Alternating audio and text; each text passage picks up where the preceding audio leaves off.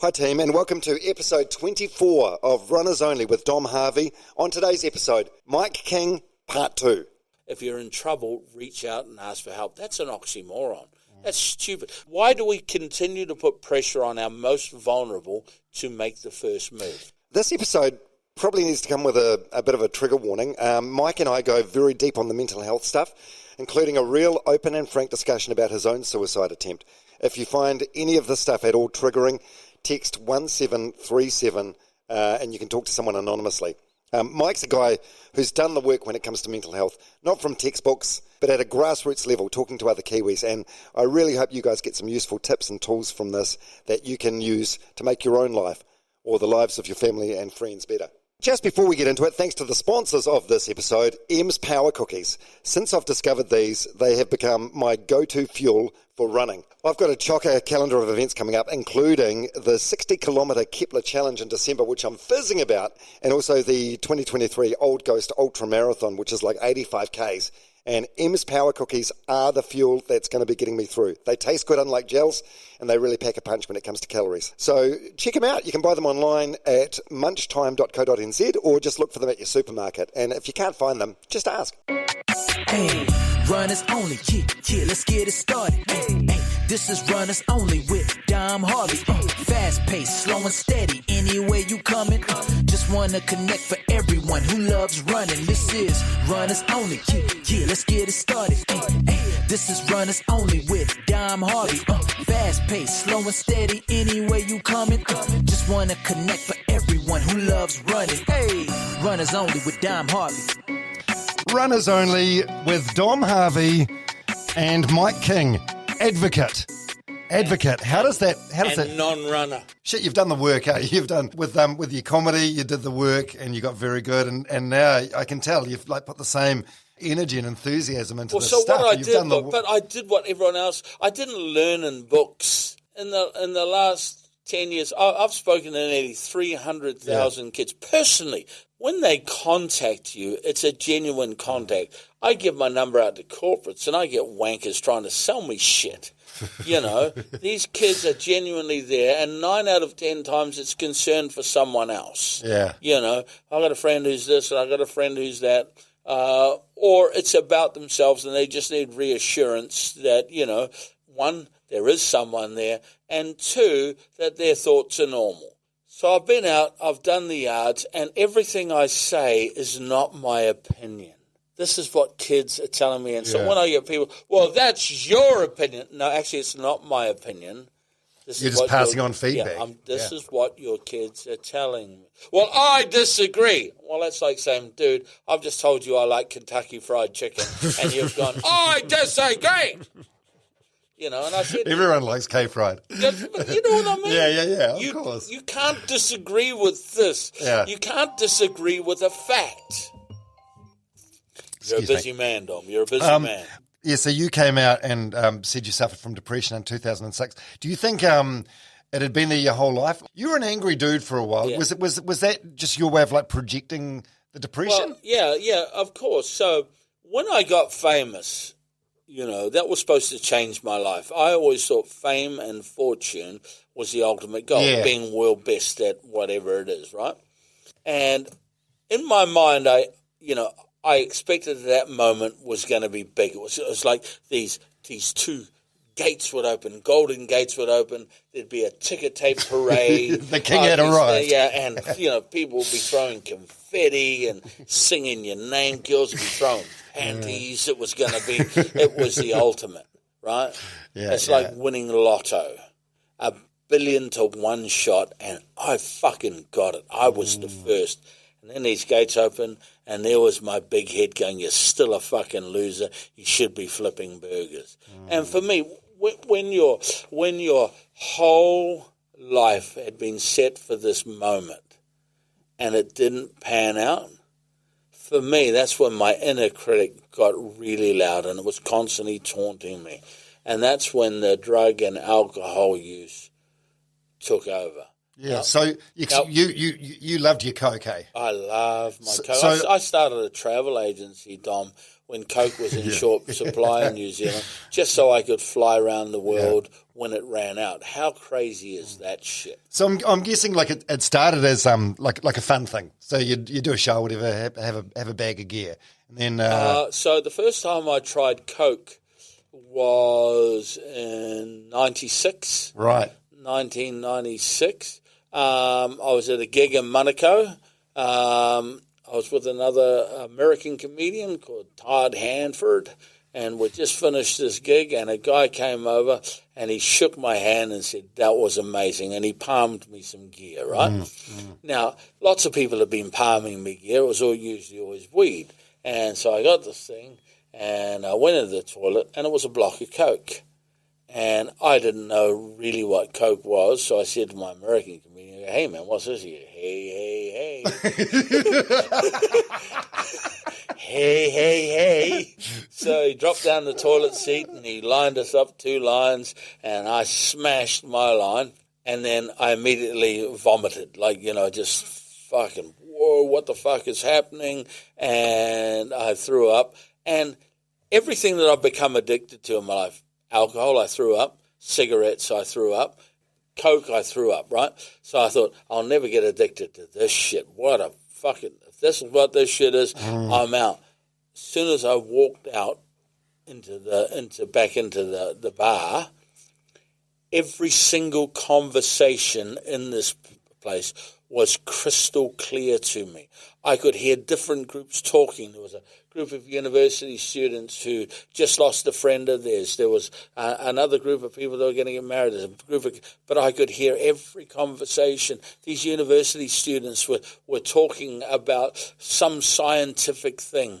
And out of my ring binder of memories, something popped up that was associated. So I was able to enjoy the conversation. And these people were like, holy shit, you're a whole lot more intelligent. But when I talked to the people that just lost them, my empathy level was right there. I could reach the level of every single one. And it was like magic.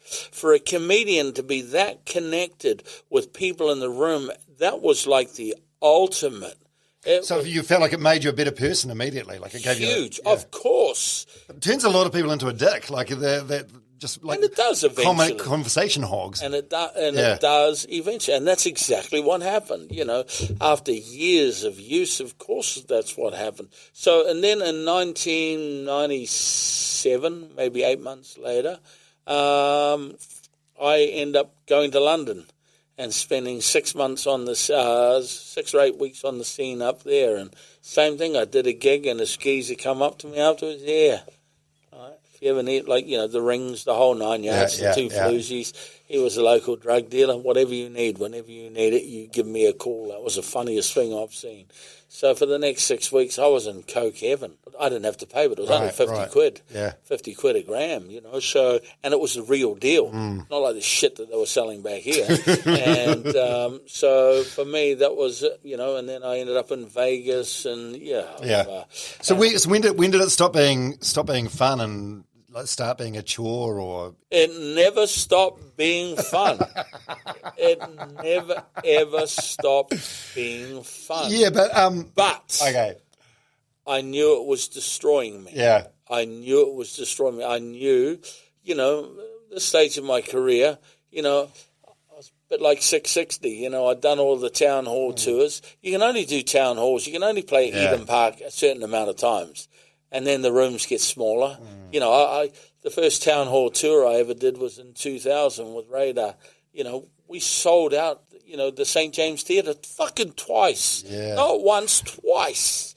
We were playing every major town hall in the country, man, Like, I had that much money, on this tour, I used to get my manager to come and pick up a fucking briefcase of cash and take it home, Wow. It was ridiculous. It was a ridiculous time, I'm 10 foot tall and bulletproof. I start out with, an hour of material. I get home with 3 hours of material because so many things were happening and the coke was flowing, so ideas were flowing, and I was just living and breathing comedy 24/7. but the room started getting smaller, and the cost of the coke was getting higher and higher and higher, and I was, when you're worrying about finances, you end up being an asshole, and you're blaming everybody else, and young ones were coming up, and then the fucking newsboy thing started, Oh yeah. So now that you bring that, like most people wouldn't remember that, but so there was a sketch on like eating media lunch or one of the and that newsboy show wasn't fucking rating at all. Right. There was no. It was a niche. It was a niche sort of show, not a mainstream show. It was on at 10:30 at night, and there was a dog that was Mike King, and he was snorting fucking or smoking pee or something, and of course I was. But, of course, I went into denial saying, how fucking dare you? Like, you've crossed the line. Yeah, so you left a voicemail message saying... No, I left it on a mate's phone. Right. You tell your fucked up friend that he's fucking with the wrong guy. But for me, right, I'm old school. I'm old school. You don't knock on people, You just fucking don't. You do the lag, but these new kids, they don't give a fuck. So he passed it on to Jeremy Wells, and Jeremy posted it up. And I was clear. It was a big deal at the time. Well, here's my fucking phone number. Call me, cunt. Yeah. And I put my phone number on there, and he didn't take the phone number off, and he broadcasted it. And that basically launched his career. And if I'm being honest, I'm still a little resentful of that. Really? Yeah. Have you seen Jeremy? Or Yeah, to him? I have. I've learnt from the experience, and I've told him, it was probably the best thing that could have happened to me. Yeah. But I'm still old school. You know what it's like. You've been in radio. Yeah. You know, you've had people come up to you and go, Dom, I fucking don't like you. I never fucking like. I don't listen to your shit. You know my response to that? Thank you. Yeah. What? I've just fucking told you you're an asshole. Thank you. What do you mean? I said, I'm just thankful I gave you the opportunity to get that off your chest. Now you don't have to carry it around anymore. I'm an asshole. Guess what? I think I'm an asshole sometimes too. Yeah. So, we talked about the inner critic before. It's like, you think I'm an asshole. You could never think I'm a bigger asshole than I think of myself. That's right. So, the Jeremy Wells thing, like that angry message was part of that. Your depression? Do you think? No, you're because angry and didn't know how to express. No, it wasn't. It had nothing to do with that. Okay. He told the world the truth. I was a fucking drug addict.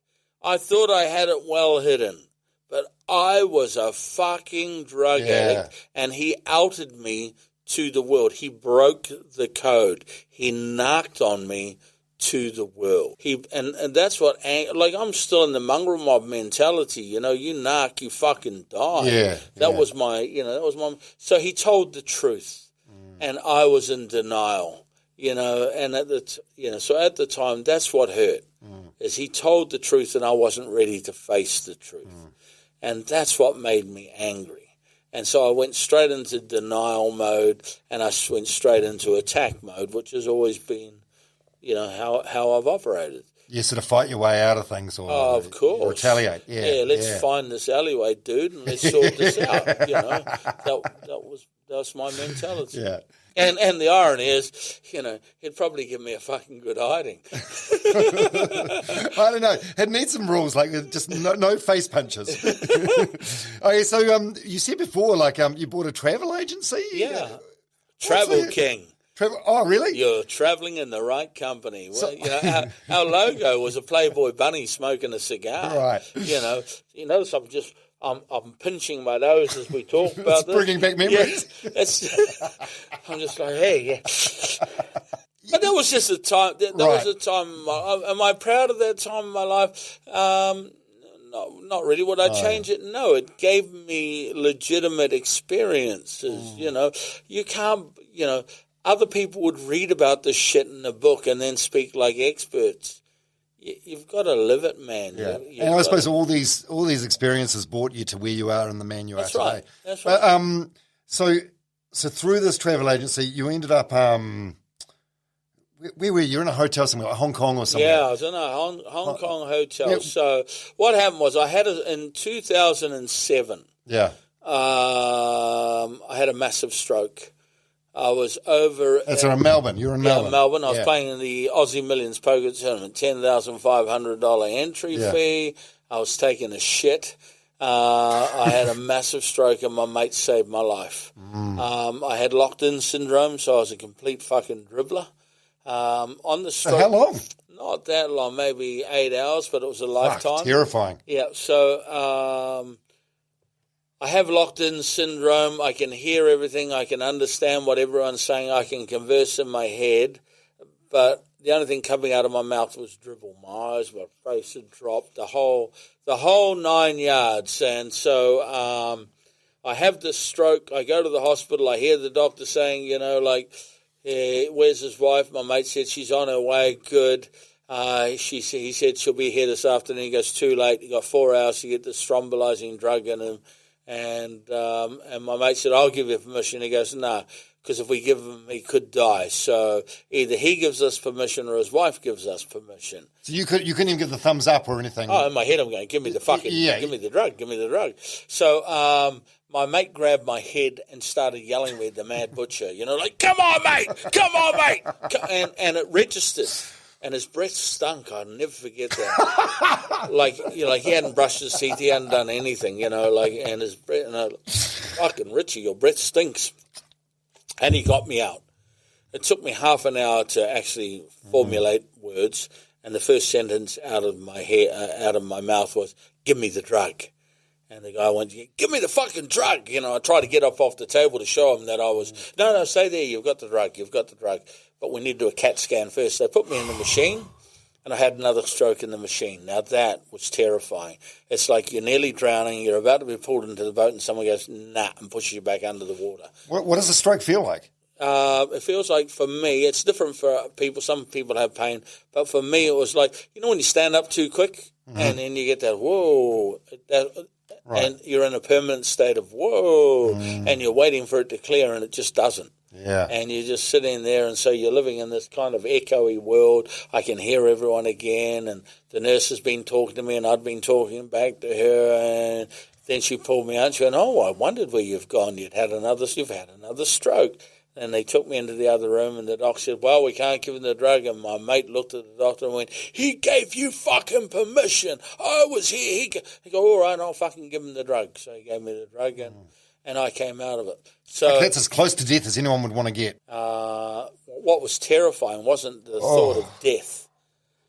What was terrifying when I was lying there in the second stroke, it was like, someone's going to have to wipe my ass for the rest of my life. Someone is going to have to fucking spoon feed me baby food for the rest of my life. So when I came out of the stroke for the second time, I grabbed my mate's shirt, I pulled him down, and I said, if I go back, pillow me. And it was all a phase. Do you think he would have done that for you? No, well, here's the thing.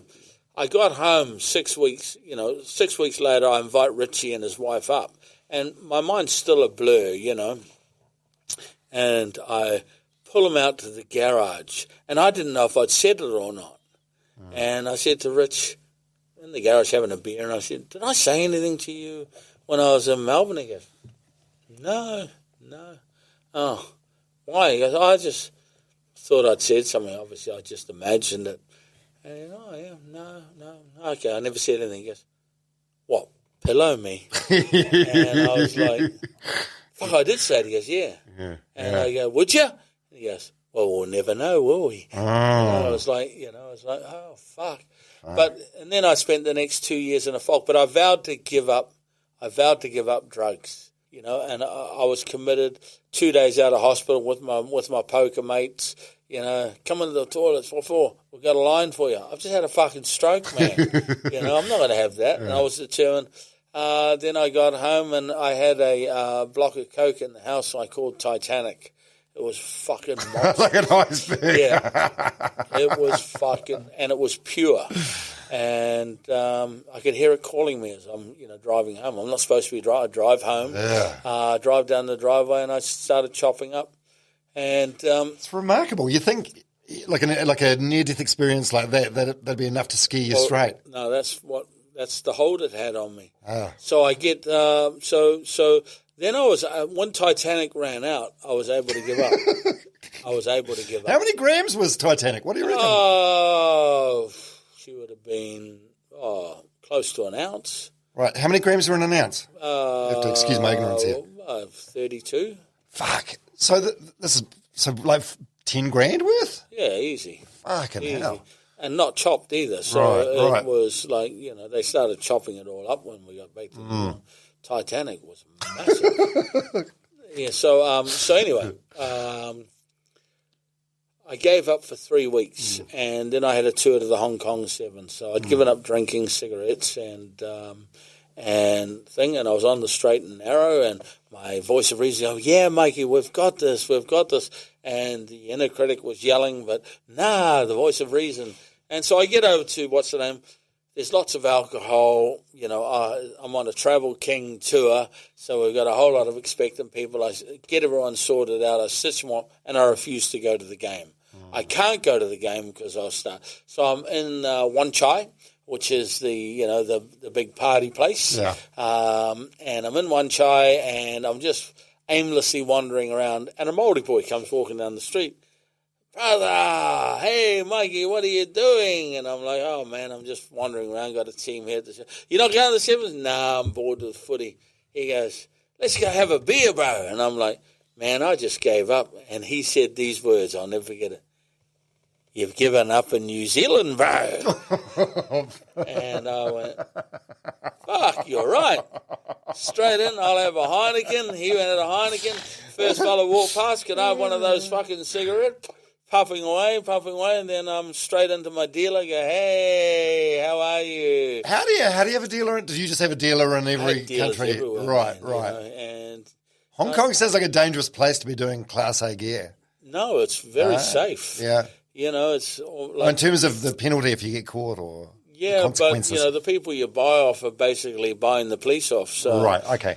So I get him and I get half an ounce of coke. He goes, I've been waiting for your call. What's been happening? And I like, just fucking drop me the gear, would you? So and then I went back to my hotel and then I started snorting and then I got really fucking angry with myself. I couldn't even. You let yourself down. Yeah. I couldn't fucking and I just started snorting and then I just wanted to die.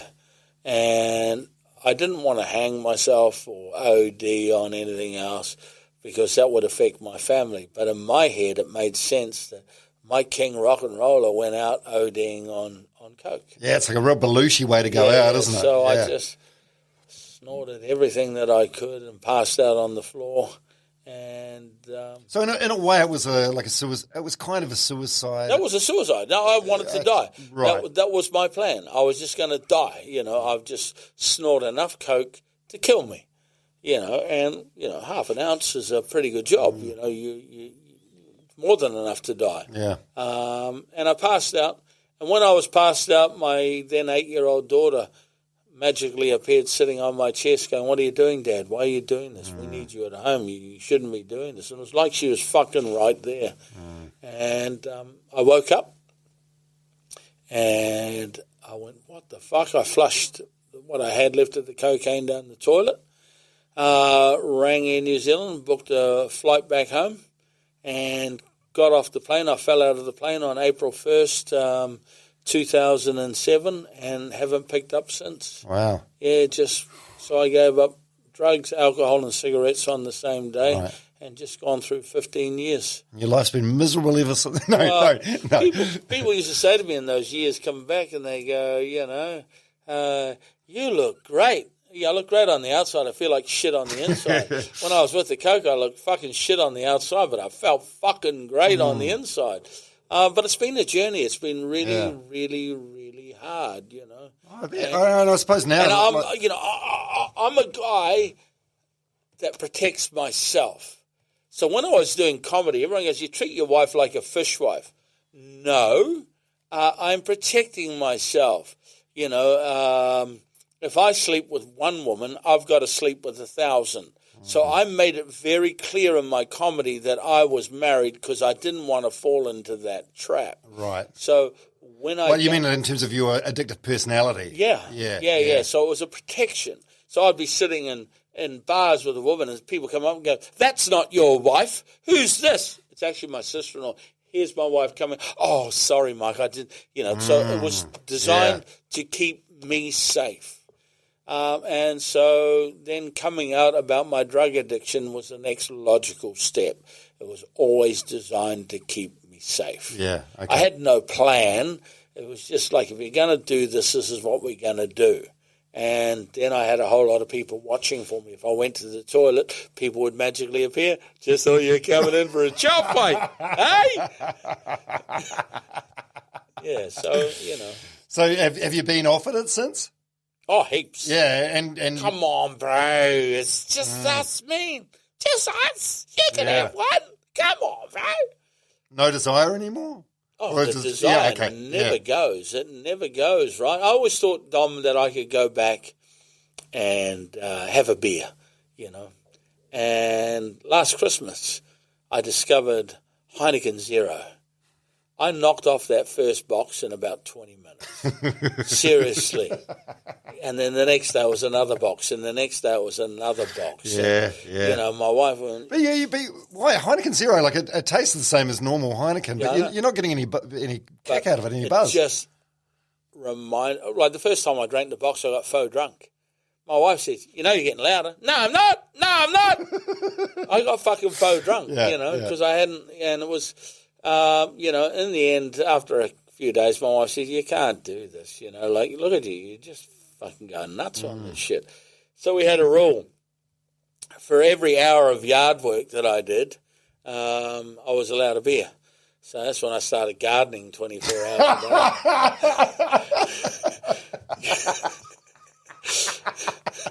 But it's 2 a.m. Where's Mike? I'm in the garden, doll. Now, so I've given it up again. But it was a happy reminder. Like, the thing that I miss the most out of everything is cigarettes. Is that so? I love cigarettes. Like, I love the smell of cigarettes. All these people, I hate the smell of smoke. Well, fuck you. I love it. Like, people get in my car, you don't smoke. Fucking light up. Blow that shit on me. I love that shit. No, I'm not going to smoke in your car. So, I've got an addictive personality. Yeah. Was it hard going off all that stuff, and particularly the alcohol and the coke and the weed, and then just having to, like, I don't know, I suppose you feel particularly vulnerable at that point. Like, you're not taking anything to mask your emotions or your feelings. And I'm not going, like my mates say, go to AA, go to NA, go to all these, but... What, you want me to get fucking addicted to a god of my choice? That's not for me. It's just not for me. Yeah, it works for some, but whatever. I'm from the school of whatever works, but I'm pig-headed. And then one day I discovered something. Like, I'm an addict, Dom. So why don't you use my addictive personality for good? So I got addicted to being clean and sober. Yeah. So I counted. I counted days. How are you, Mike? 833, dude. I'm fucking awesome. Well, been 833, so I would just count days. For 10 years, I counted days. I was going to ask if you still do it now. You must be like 5,000. I have no clue where I'm at now. I just don't bother. But that's what I needed to do to get me through. I got addicted to use my addictive personality for good. So so it was around this time, like 2007, 8, 9, whatever, that you came out publicly and said you suffered depression. Was that a big call? Why did you decide to do that? Again, it happened accidentally, really. So I'm at home. I'm depressed. I'm not going anywhere. Willie Jackson's worrying about me, right? He's on radio. Yeah. He's on Radio Live, and he's worrying about me. You need to go back to work. Fuck you. I don't need to go back to work. I'm fine. You need to fuck you. You get out of the house. I'm not getting out of the house. And he goes, Martin Crump's going off for a week. I'm going to get you that job. You're going to come in and do the radio. I don't want to do the fucking radio. You need to get out. What a good mate. So I went in to Radio Live and 0800 746 725 Radio Live. I'm my king, And I started reading out the headlines. Today the da-da-da. If you've got a da-da-da, interest rates have gone up 0.2%. If you're going to struggle with the interest rate, give us a call. But everyone had done these topics all day, right? Yeah. And then I come back and I look at the board and no calls. Hey, da-da-da, there's a piece of paper lying down the street. If you have paper lying in your street, give us a call. 0800 725 Radio Live. And we're going to go to another break. And 10:20, 25 past 10. At night? Yeah. Yeah. Producer goes, we're going to go break. No more breaks. And then my inner critic started, just start swearing. If you start swearing, people will call. Don't you? Just tell the truth. Tell them there's no one there. So I had this big fucking war going on in my head, and it was dead air. Dead air for 30 seconds, and I'm just closing my eyes, and then I went, fuck it, just tell the truth. Yeah. And I just told her, I said, hey, Ron, there are no calls. There have been no calls. I've been lying to you for the last 20 minutes. And if no one calls in the next 5 seconds, I'm going to start talking to the voices in my head. Then I closed my eyes and I started talking. The reason no one's calling is because no one likes you. Oh, people like you. They're probably eating dinner. It's 20 past 10 at night. Yeah. No one eats dinner at 20 past 10 at night. You're just a loser. Why do you always call Michael a loser? Why do you always call him Michael? And this stream of unconscious thought came out of my mouth. And then my producer went, you better take the calls. And I had a full board. And the first fellow I talked to was a fellow, a Māori boy called Rangi. I knew his Māori because his name was Rangi. And the first thing he said to me was, bro, I have those voices too. And as soon as he said that, I just felt a connection. So me and Rangi, we had a conversation, all 8 of us. And we were just talking, and then the next call, and then the next call. And then I had a 12-year-old girl call in, and she was like, she was crying, and she goes, this is never, like I've been having mental health issues, and what you're describing is exactly what it is. And Caitlin was her name. I invited Caitlin's whole family up to the studio the next night, and they all came up, all of these people who were just connected. Yeah. And that must have felt so good. Yeah, well, then the next day I went in. We had full board. So the next day I go in and I say, we can talk about all this shit or we can talk about what we were talking about last time. Full board of calls. And then by the end of the week, we were the Nutters Club. Hey, this is the Nutters Club. It's still going. You're not involved with it anymore, but it's still going to this day, isn't it? It's still going on News Talk ZB with Hamish and Kyle. I couldn't do it anymore. Physically, I couldn't do it. 11 to 1, I'm in the schools on Monday morning, and I'm up at 5, so I get to bed at 3. I've got 2 hours sleep. Monday's easy, I can get 3 hours. Tuesday's killed me. It was like the morning after the night before. Yeah. And in the end, I just had to make a call. Yeah. And my focus wasn't on everyone's mental well-being by that stage. It was on kids. And so I spent the next 5 years researching and listening. When I first started, I was like everyone. I wanted to go in, and I thought I had all the answers, and I was going to do this, and I was going to do that, and I was going to do this. And then after speaking in the first few schools, I realized I didn't know what the problem was. Yeah. So I lost board members because they were like, we need to reproduce my kings. We need to get my kings out there. And I'm like, just slow down. I don't know what the problem is. Once we discover what the problem is, then we can set about our task in earnest. And it took me 5 or 6 years to understand that the biggest problem we've got is imposter syndrome and overactive inner critic. And now it's so obvious, yet we've got all of these agencies that won't even listen. They don't even believe it. No, that's not. The biggest problem is depression, it's anxiety. No, these are the outcomes of an overactive inner critic, you fucking moron. We're always focusing on behavior. We're never asked what drives the behavior. Eating disorders are the biggest problem facing young people today.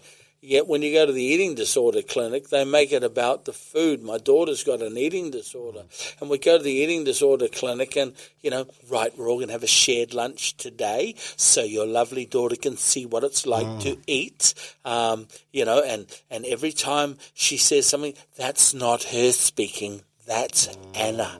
That's Anna speaking. I'm like, what the fuck? Oh, anorexia. Yeah. Right, and then one day my daughter said after 4 sessions, she goes, my problem's not food, Food's not my problem. The problem, if it wasn't food, it'd be alcohol, it would be drugs, it would be boys, it would be the gym. I want to know why my brain is making it about the food. And that was the last session we had there. Right.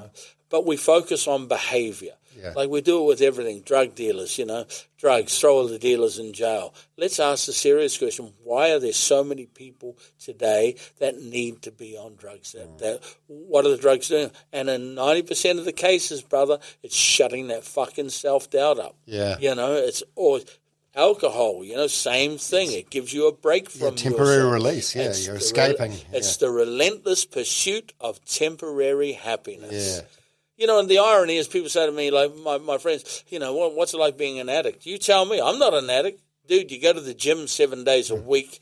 You miss a day, you turn into an arsehole, oh, bro, what's it like hiding things from the missus? You tell me. I don't hide things. Dude, you play golf 3 times a week. Your missus thinks you play once a fortnight. You're fucking lying, you know. So the thing that most men are addicted to more than anything else is work. I fire money at the problem. I've got troubles at home. I've got fucking troubles with self-esteem. And to cover it all up, I fucking throw money at it. Yeah. So when was I Am Hope born? When did that come about? That was just an accident, really. I was working with some suicidal kids. And I was talking to them saying, how come we never talk? Because we don't know who's safe. What does that mean? We don't know who's going to judge me. We don't know who's going to gossip about me. I don't know. I don't know who's safe. I don't want to be ridiculed. I don't want to be pointed at. I said, so, we need to do something about that. Why don't we come up with something that signals I am safe? And they came up with a wristband that says, I am hope. If you're, if you're wearing the wristband, what you're saying to people is, I won't judge you. I won't fucking gossip about you. I'll be there for you. Most importantly, I won't try and fix you. I'm not qualified to fix you. I won't take on your problem. I'm not qualified, but I'm here to listen. And if you need help, I'll go with you. Yeah. But if you need to offload shit, I will sit here and listen. I will call time on the conversation if I need to. Yeah. But I'm feeling you. And I have experiences that, similar to yours. So I Am Hope was born, and, and it just took off. I couldn't believe it. Like in a big way. Yeah, I just had no idea that it was going to take off, and, it's around the kids. And so when we were doing our I Am Hope talks, the biggest thing that happened, so we talk about our experiences, and we would encourage counselling. Why? Because my counsellor saved my life. And I was saying to the kids, look, ignore what the counsellor looks like. It's someone that's not from your circle. It's someone that doesn't have your background. Go to this independent person. And I'd shared my experience. So we made counselling cool. Problem was, some schools didn't have counsellors, and in some schools, the counsellor there was related to mum in some way, or was a teacher, and they didn't feel like they could talk. So they'd contact me, and I'd say, just go and see someone private. I'll find you someone private, and I will pay for it.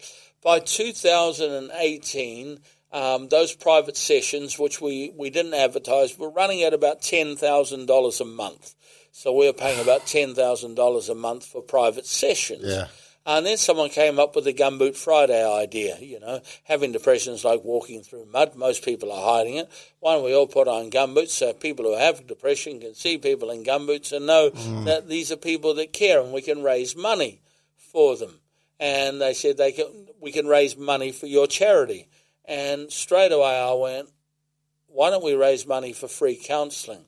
But unlike other charities, why don't we donate 100% of the funds to counselling? So I set up a bank account with Kiwi Bank, and the only way it can come out was with an invoice from a counsellor, and we will cover the admin.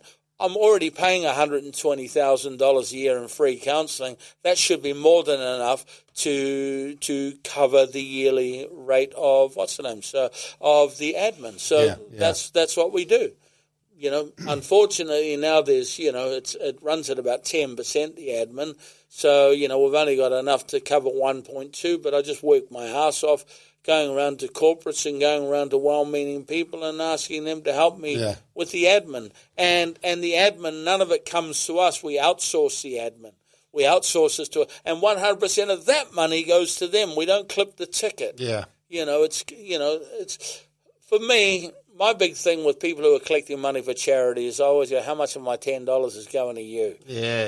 And I always Some ask very thirsty charities. And isn't I there? always ask the kids, so do you volunteering for this? Oh, no, we get minimum wage. So you're being paid to do this. So some of this money is going to you. No offense, but and I got my own charity, so I just wanted to do something that, our kids could, use. And why counselling this way? Because in order for a kid to get free counselling in this country through the Ministry of Health, you have to go to the doctor. The doctor has to diagnose you mentally ill.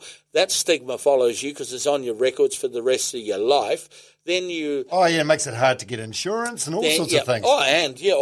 Then next thing you're also on a long waiting list, and then you're by the end of getting in to see someone, they're often burnt out and they don't have time. Yeah. So this way here is get in early. So the government the Ministry of Health see counselling as a crisis situation. We see it as a preventative situation. So you go and see a counsellor when you're in crisis. Too late when you're in fucking crisis. Yeah. Now you need the hospital. Our whole thing is if you see a counsellor about a little problem, it doesn't come to be a big problem. And they just help unscramble thoughts. They don't fix you. They help you unscramble your thoughts. They empower you to fix yourself. Give you a different way of looking at things. So young people don't want to see counsellors because they're mentally ill. They go and see counsellors to stay well. I had a government, a minister's aide, the guy that gives them all his ideas, ring me up and say, your Gumboot Friday will never be funded. Why not? Because anyone can use it. What do you mean? You don't even have to be mentally ill to use it. I go, you're a fucking idiot. What do you mean? So you're saying that someone has to be mentally ill to see a fucking counsellor? That's like saying to someone, why are you going to a doctor? You haven't had a heart attack. Yeah. Why are you at the hospital? Why are you at the gym? You haven't had a heart attack. I said, kids don't want to see a counsellor because they're mentally ill. They go to stay well, you fucking moron. It's ambulance at the top of the cliff. It's such a broken system. So what they do is they fund bricks and mortar, right?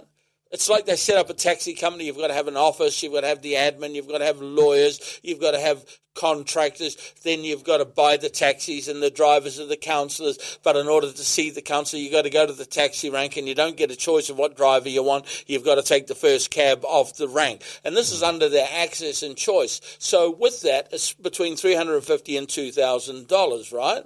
And this is under access and choice, where there's limited access and there's no choice. Yeah. Under our system, what have we done? We invented Uber. That's all we did. Yeah. You carry the cost of the car. You carry the cost of the account. You just charge us what you charge us up front with all of those things built in, and the average cost is $147. Man, you've got so much passion and so much energy for this. I can almost see the rage. Do you how do you keep your own mental health in check? Because it's like I worry about you, and I worry about Jazz Thornton a little bit from Voices of Hope, because it's like you take a lot on. You're taking on a lot of other people's problems, and that's I don't. But people share their problems with you. That's got to bring you. No, it doesn't. No? You want to know why? My job's not to take on other people's problems. My job's not to. I pathway people. So. Our current system deals with individuals.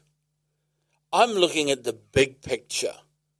So our focus is this positive, societal, attitudinal change. Remember this, 80% of people in crisis never ask for help because they're worried about what society thinks, says, or does. Yeah. So, until we change society's attitude, you can have the best mental health system in the world. You can throw $1 billion a day at it. But if people aren't buying into it, you're wasting your fucking time. So attitudes have to change. Yeah. So I will listen to your problem. I don't take it personally. I will listen to the tale of your son being refused help at a hospital and then going back an hour late and being trespassed off the premises to him dying 7 hours later. I will listen to that. I will be enraged by that, and I use that as my motivation going forward. Right. Okay. So it's always about. See, Jazz is a bit different. She takes everything. I don't take everything on. Is that a maturity thing, do you think? Well, so I've just looked at where I can be most effective. Yeah.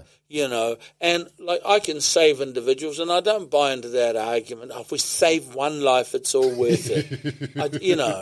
So, Shit, you get so wound up talking about it, I can tell. Well, I'm passionate. Yeah, you are. At the end of the... So we have DHBs referring people to Gumboot Friday. We cope with their overload. And people say to me, say something. Tell them they can't do it. Why? It's not about them. It's about the fucking kids. My saying is they are all our children. Yeah.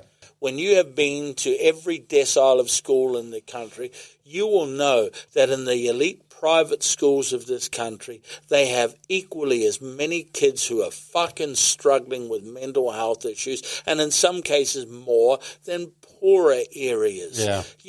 I don't care if you're a redneck piece of shit that hates Māori and hates me. I love your child, and I will crawl over broken glass to get your child the care that they need. And you've got to have that. You've got to have that attitude that everyone is equal in mental health. God, you've done some good work, eh? You sleep well at night these days? I never sleep, bro. Oh, yeah? You deserve a good night's sleep. No, you should be... I wake up every 2 hours. My Windows 62, Dom. Windows 62 does not stop. It does not stop. It is always working. There are always things that I have to write down. There are always things that, look, I've got 10 years left if I'm lucky. Oh, come on. How can you say that? Well, I've had had a major stroke. I've got one artery working to my brain at the moment. I've had two heart, not surgeries, but heart fucking things. Bypass or no? No. What do you call them? No, they have, when you're awake, they put shit through your heart. Right. So I've had two of those. You got no vices now. You're a healthy dude. No, it doesn't matter. I smoked for most of my life. I've put huge mountains of coke up my nose, and I smoked weed from 13 years old right up till I was 45 every day. When I left smoking, I was a 40 smoker a day. So I'm a realist. If the big man came out of the sky today and said, I'll give you 15 years, I'll take the 15. 15, thank you, 15. So what are you now, 60? So I'm 60. I've got 10 years left. I'm going to make them count. Yeah. I fucked around enough. I made, I spent most of my life making everything about me. I look at this younger generation, and they need a soldier. They need someone out front, kicking down doors and warding off all of the people who tell you why you can't do so. They need someone out there advocating for them. And I'm going to be out front so they can go on and change the world. I seriously believe that they can change the world. They just need someone to take the bullets from all the old fucks out there that are trying to stop them. And that's my job. I know what my purpose is. I know it's a huge sacrifice for my family. In terms of the time and effort and energy, I'm always out there fighting wars. Yeah. I'm trying to spend more time with my wife. She deserves the time. I have unique ways of dealing with that. I said, babe, we need to spend more time together. And she went, really? I said, yes, that's exactly what we need to do. I took up golf again at the beginning of the year, so I went and bought her a set of golf clubs. And we go out to the driving range. She's learning. I'm getting her lessons. And we're going to go out and play golf whenever we can. Cool. And I just want to, I want to give her some quality time. But she knows that we're on a bus. It's going really fucking fast. and I'm not getting off the bus. So get on the bus and come with me for the ride, and and be with me as much as you can, and we'll just see where that takes us. Fuck, what a positive bus as well. Yeah, so we just... Is this what you're doing now? Is this your legacy, you reckon? Well, your legacy is what other people decide. Yeah. This is... What do you think when you die? What would you like? What would you like to think people say about you? I don't care. No, seriously. Yeah. Like I always say this to teachers. You will never know the effect that you have on kids. You will never know how many lives you change. But your family, your funeral, when they see everybody that turns up, when the dad's standing there with his 5 kids and he's saying, this lady saved my life. If this lady wasn't here, this great person wasn't here, none of us would be here. We owe everything to that person. So, and there'll always be people that turn up to your funeral and go, I just turned up just to make sure you're dead, you asshole. And that's life, right? But that's life. Yeah. That's life. I don't know. I think 20 years ago you would have had a bunch of those people, but I feel like that crowd has diminished now. I don't know. Look, it doesn't matter. My soul, legacy, smegacy, fuck. Is there an afterlife or anything? Just because you brought up legacy, I remember I went and saw Willie Jackson. I want to say it right. And I was talking to him about, Gumboot Friday and why aren't we getting funding? And, here's all of our initiative. Why aren't you? I see you out there fighting for Tamahiri. I see you out there fighting for everyone. Sure, like I'm not exclusively Maori families, but if we lift up everyone's families, then the Maori families will come up too. Yeah. Currently, we're focusing on Maori families, and those numbers are fucking going down, so it's not working. But if we lift everyone up, if the care comes up for white people, naturally it comes up. So let's, and I'm saying there, and he's like, oh, bro, bro. And I was like, you know how I feel, Willie? And I just said this, right? I said, I fucking just feel like giving back that fucking medal that you guys gave me. And he went, ha, ha, ha, there goes your knighthood. And he laughed and said, there goes your knighthood. And that fucking enraged me. And I just said, do you think I'm here for a fucking knighthood, pal? Is that what you actually think? I'm not here for fucking knighthoods. And that was the day I went home and I said to my wife, I'm giving that fucking thing. So this was the officer of the Order of Merit thing? New Zealand Order of Merit thing, yeah. Surely, I know... The stepping stone to a knighthood. I know you're not doing any of this for the accolades, but the New Zealander of the Year thing in 2019, that must have meant a lot. That was huge. Yeah, that's massive.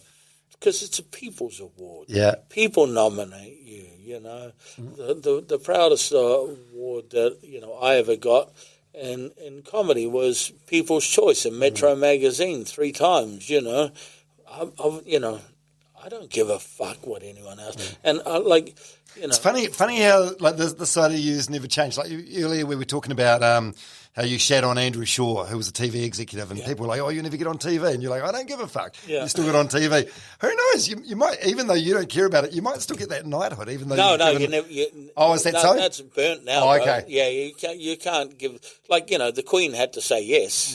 Had to get a letter from the fucking Queen. Right. So, that's a bridge is burnt. And, right.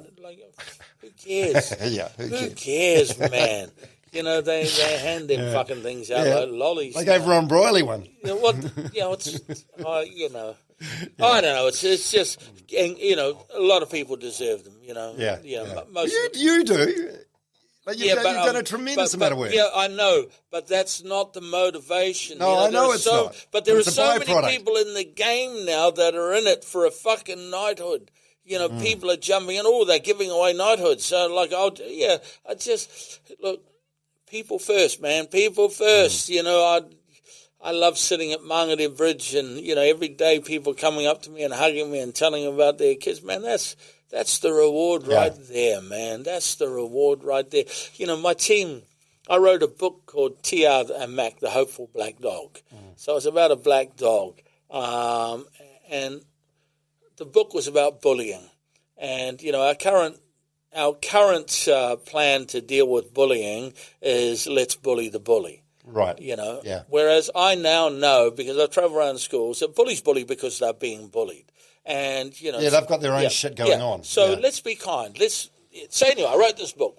And my team go into primary schools and they read this book to give kids a better understanding of what's going on in the bully's head, but also helping bullies to understand that what you're doing is not love. That's not love. They think love is, is bullying. And giving people a better, and a little girl went up to my ambassador who read the story, and she said, "Can I talk to you?" And she said, "Yeah, what's up, darling?" She goes, "Did the man who wrote this book know it was going to help so many of us?" And that's right there, man. That's better than any fucking knighthood. And my 8-year-old daughter, when she found out I couldn't get, I was never going to be a sir, she goes, "Dad, kings are higher than sirs anyway." I like it. Will you ever do any stand-up again, do you think?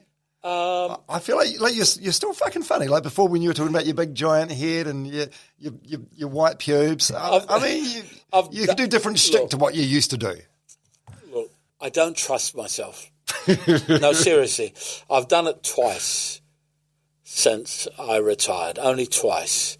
Once at Quentin Ponghia's aftermatch, and once at the Mad Butcher. Now at Quentin Ponghia's aftermatch, I smashed it. Yeah, there he is. Welcome back. And I was like, I had to leave. Yeah. And the same after Mad Butcher Roast, I had to actually leave. I realised how dangerous that it was. What, in terms of ego? Or? Yeah, and it's addictive, man. If you can make a room full of fucking people spit their drink, it's a rush.